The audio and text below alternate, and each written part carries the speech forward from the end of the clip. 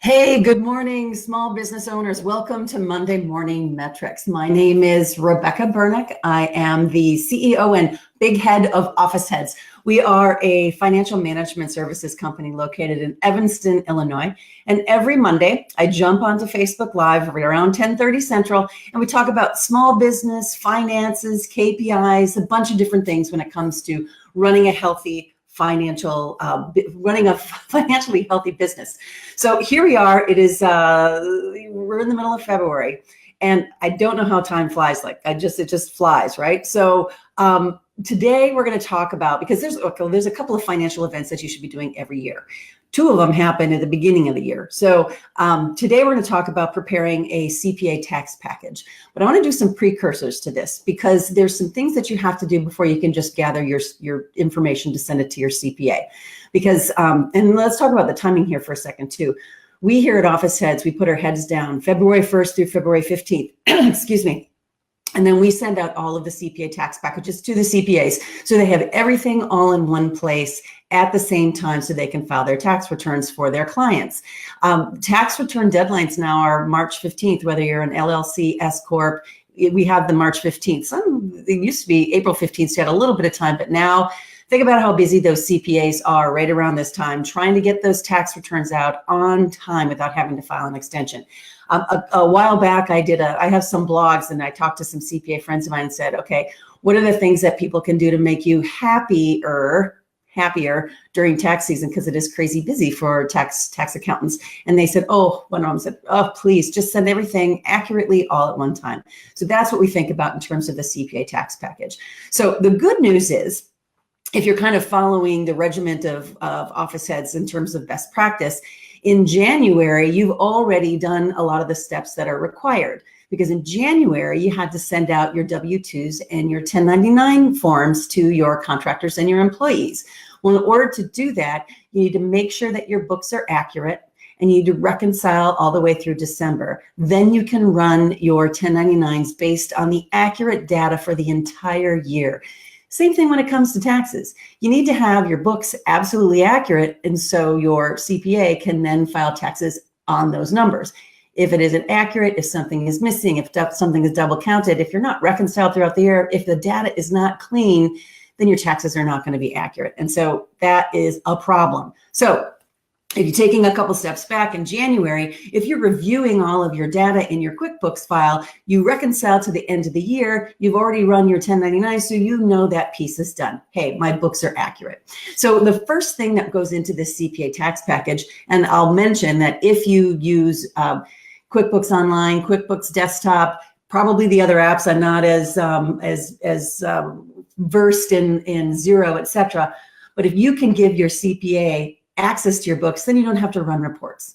So if you have QuickBooks Online, QuickBooks Desktop, give your CPA access. That's easy. Then you don't have to print out reports. But if you have another type of application, or you're doing your books manually, and you do not have, if you have just like an ongoing Excel file going on, this is what they want. They want a profit and loss statement. They want a balance sheet. They want a trial balance report. And they want your general journal, which is every single transaction that you've had throughout the year. This gives them all of the information and the categorizations of all of your transactions. So that's the report piece. But next, there's a couple of reports other than that, statements and documents that they're going to want, because they don't want to double check stuff. They just don't want the information in your QuickBooks file. So then we look at year-end statements. We like to gather every statement, every bank type statement that we've been reconciling, the December 31st dated report. So checking account, bank, credit card account, savings account, lines of credit, anything that has had transactions in and out of the bank that is going to have a balance on your books, they're going to want to see that they are indeed accurate and they balance out. They don't need to look at everything throughout that you're doing throughout the year. But the very last number, because that's what they're reporting on, they want to take a look to say, hey, does the bank say you had $14 in the bank? Yes, you had $14 in the bank. Let's hope you have more than $14 in the bank.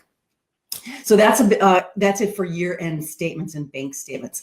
They're going to want payroll information. So year-end payroll journals, they're going to want copies of your 940s, your 941s, the information that you sent to the Department of IDOR.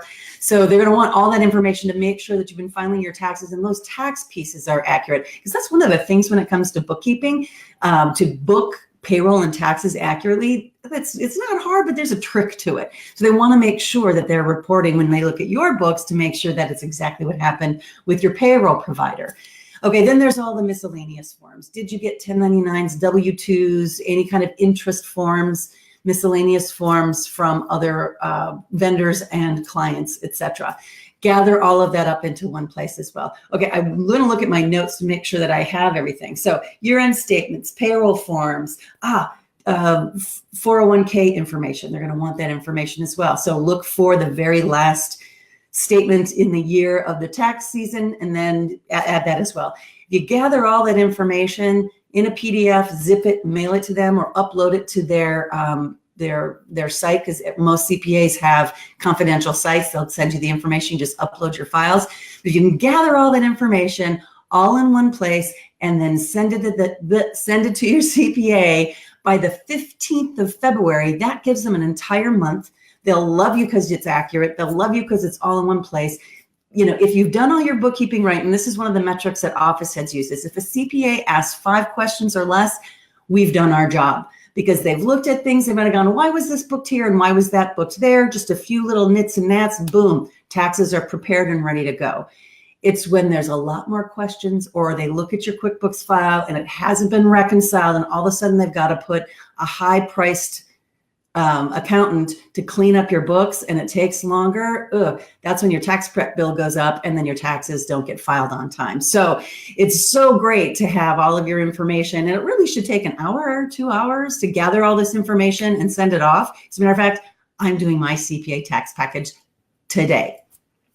But it shouldn't take that long. If you're not keeping your books on a regular basis, this is that stress time, right? You're going to be going, oh my goodness, I have to grab all my receipts and do all of this stuff. If you're keeping your books every month, looking at your reports and using them to run your business, this is just a really quick job that you have to do once a year to gather information and send it to your CPA. Super, super easy. So there you go. That's our office head's viewpoint on putting together and preparing a CPA tax package between the 1st and the 15th of February every year. If you go through this and it's a headache, start doing your books on a regular basis. And then this time, because you have to do this every year no matter what, you alleviate the stress, alleviate the time crunch, and just, start doing your books and start reading those reports on a regular basis. And then this is a stress-free time of the year. Yay! So thank you for joining us. I really, hey, Vicki, thanks for mentioning. Thank you very much. Vicki's one of our bookkeepers here. And so I'm glad she's agreeing with me here, because she's out there putting together CPA tax packages for our clients. So thank you very much for joining me this morning on Monday Morning Metrics. I appreciate it as always. Please use the comments because I can bring up other topics about small business management for future Monday Morning Metrics.